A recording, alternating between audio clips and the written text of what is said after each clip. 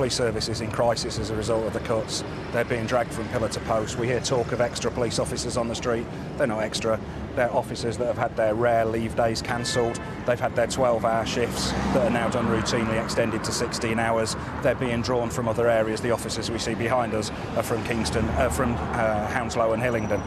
They're not extra officers at all. They're from other duties and they're being burned out. But more armed police officers on the streets than ever before, we're told?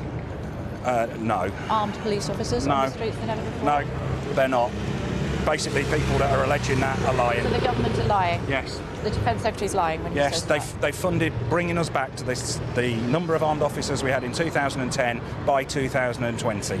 And they've got to address a number of issues in order to get there. The Prime Minister was previously, of course, Home Secretary for 6 years. She's saying that we need to now change the way that we are approaching terrorism here in the United Kingdom. What sort of advice, what sort of support do you think she needs to offer the police service? I heard her speech and she raised 4 things that needed to change. She missed the most obvious, urgent one, which is to deal with the cuts to ordinary policing. Yes, all those other things that she said, long-term impacts and all the rest of it, yes, they're all valid. But what needs to be done, and it needs to be done immediately, is stop and reverse the cuts to ordinary policing. They're needed in intelligence gathering from communities. They're needed in monitoring those 23,000 very low-level people that are, inverted commas, known to the police and security services in their communities. And just to clarify, you say that the government is lying about the number of armed police officers that are on the streets of the United Kingdom? Yes, in 2010 we had 1,000 plus more.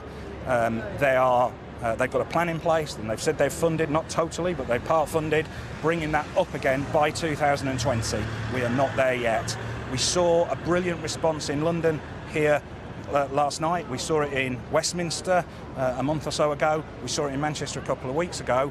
If this had happened anywhere else, you would not be seeing that response. It is threadbare elsewhere in the country.